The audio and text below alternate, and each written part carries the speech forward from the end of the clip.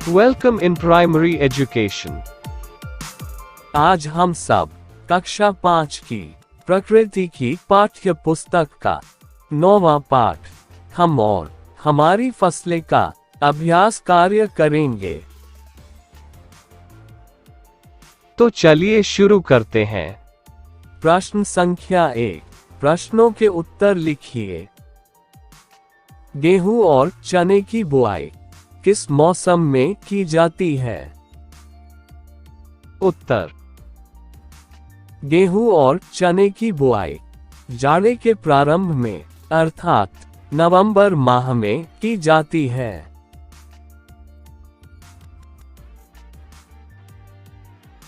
आपको कौन सा मौसम सबसे अच्छा लगता है? उत्तर। इस प्रश्न का उत्तर छात्र स्वयं लिखेंगे कि आपको सर्दी, गर्मी और बरसात में कौन सा मौसम सबसे अच्छा लगता है। जैसे, मुझे सर्दी का मौसम सबसे अच्छा लगता है।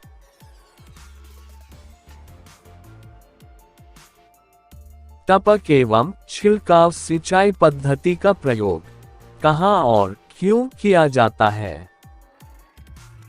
उत्तर। टपक एवं छिड़काव सिंचाई पद्धति का प्रयोग सूखे या कम वर्षा वाले क्षेत्रों में अधिक किया जाता है, क्योंकि इसमें पानी की बचत होती है और फसल अच्छी होती है। छिड़काव पद्धति बलुई मिट्टी के लिए अत्यंत उपयोगी है। पौधों में सिंचाई करने के लिए जल कहां-कहां से प्राप्त करते हैं? उत्तर।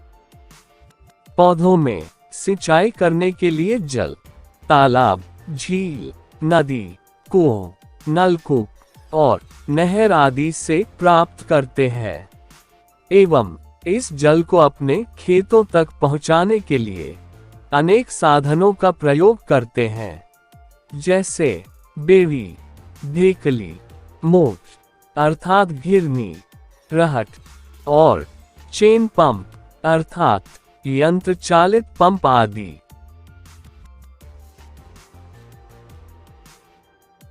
रासायनिक खाद की अपेक्षा जैविक खाद अधिक फायदेमंद है, क्यों?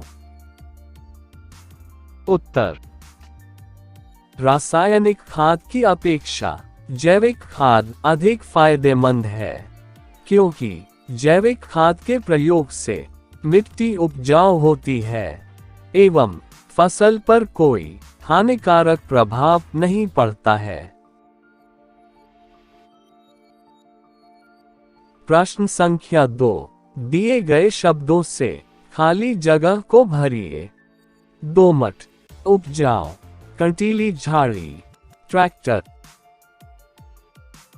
उत्तर। नीचे दिए गए वाक्यों में दिए गए शब्दों की सहायता से खाली जगह को निम्न प्रकार भरेंगे। जैसे, धान की फसल के लिए दोमट मिट्टी अच्छी होती है। खाद से मिट्टी अधिक उपजाऊ हो जाती है। आजकल खेत जोतने के लिए ट्रैक्टर का प्रयोग किया जाता है। और अंतिम वाक्य, जानवरों से फसलों की रक्षा के लिए कंटीली झाड़ी का प्रयोग किया जाता है। प्रश्न संख्या 3, वर्ग पहेली में अधिक से अधिक अनाजों के नाम ढूंढकर और उन पर गोल घेरा बनाइए। उत्तर। नीचे दी गई वर्ग पहेली में अनाजों के नाम निम्नलिखित हैं, जैसे गेहूं, ज्वार, रागी, मटर, जौ, अरहर, चावल, राजमा, मूंग और मूंगफली आदि।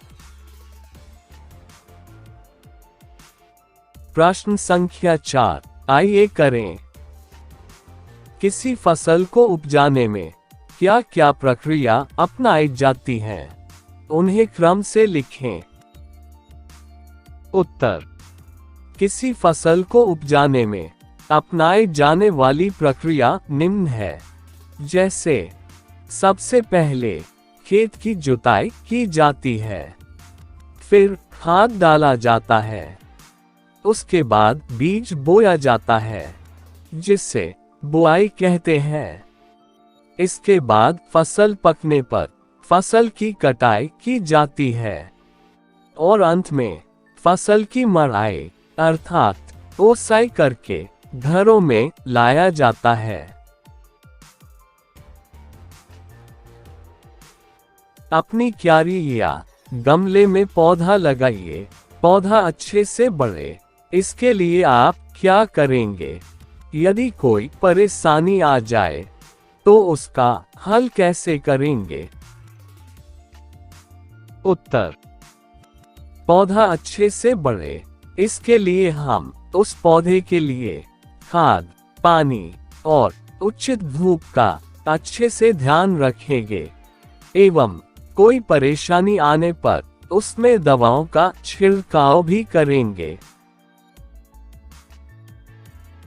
आपके गांव में फसलों की सिंचाई के लिए जो साधन प्रयुक्त किए जाते हैं, चित्र बनाकर उनके नाम लिखिए। उत्तर। हमारे गांव में फसलों की सिंचाई के लिए निम्न प्रकार के साधन प्रयुक्त किए जाते हैं, जैसे नहर, कुआं और ट्यूबवेल आदि। इन्हें भी जाने। हरे भरे पौधे, अनाज, सब्जियां और फल आदि उपजाने वाले किसान को अन्नदाता भी कहा जाता है। तरह तरह की मिट्टी। अलग अलग खेतों से मिट्टी एकत्र करके देखिए। मिट्टी की पहचान, उगने वाली फसलें। बलुई मिट्टी में मिट्टी के बड़े बड़े कण और बालू की मात्रा अधिक पाई जाती है। इसमें उगने वाली प्रमुख फसलें निम्न हैं, जैसे तरबूज, खरबूज और बाजरा आदि। चिकनी मिट्टी में मिट्टी के कण छोटे होते हैं और बालू की मात्रा अपेक्षाकृत कम होती है। इसमें उगने वाली प्रमुख फसलें निम्न हैं, जैसे गेहूं, चना, मटर और धान आदि। सिल्ट मिट्टी में महीन कण वाली मिट्टी पाई जाती है। इसमें उगने वाली प्रमुख फसलें निम्न हैं, जैसे गेहूं और गन्ना आदि। दोमट मिट्टी में बलुई मिट्टी, चिकनी मिट्टी तथा सिल्ट मिट्टी मिलीजुली मात्रा में पाई जाती है। इसमें उगने वाली प्रमुख फसलें निम्न हैं, जैसे धान, कपास और गन्ना आदि। ऋतुओं अर्थात मौसम के आधार पर फसलों को 3 वर्गों में बांटा गया है, जैसे खरीफ, रबी और जायद। चित्र को देखें और जानें। खरीफ की फसल में निम्न फसलें उपजाई जाती हैं, जैसे धान, मक्का, ज्वार, बाजरा, मूंग, उड़द, गन्ना, कपास, तंबाकू और जूट आदि। ये फसलें वर्षा ऋतु अर्थात जुलाई और अगस्त माह के प्रारंभ में बोई जाती हैं तथा जाड़े के प्रारंभ अर्थात नवंबर माह में काट ली जाती हैं।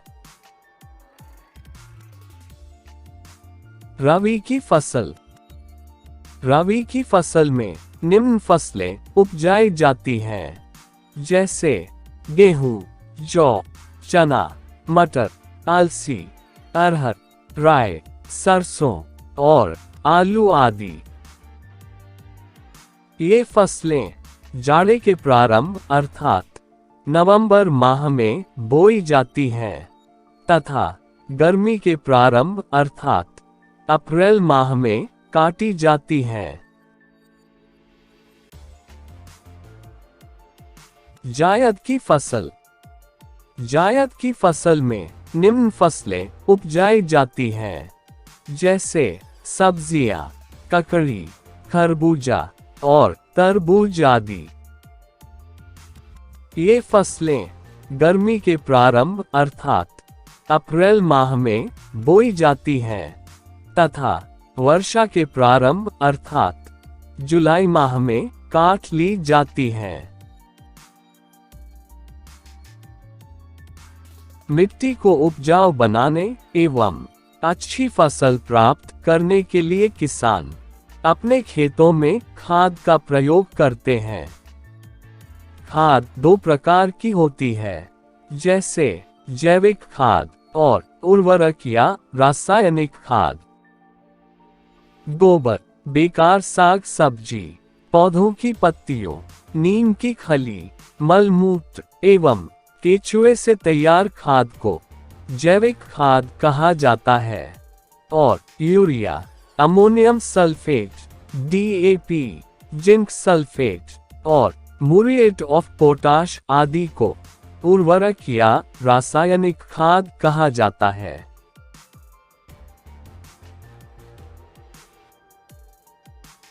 हरित क्रांति। हरित क्रांति की शुरुआत वर्ष 1966 में हुई थी। इस क्रांति से कृषि उत्पादन के क्षेत्र में क्रांतिकारी परिवर्तन आया। इसका उद्देश्य अच्छे बीज, खाद, सिंचाई तथा आधुनिक यंत्रों के उपयोग द्वारा कृषि उपज में तीव्र गति से वृद्धि करना है। इस वीडियो को अपने दोस्तों के साथ शेयर जरूर करें और अधिक वीडियो देखने के लिए प्राइमरी एजुकेशन YouTube चैनल को सब्सक्राइब करें।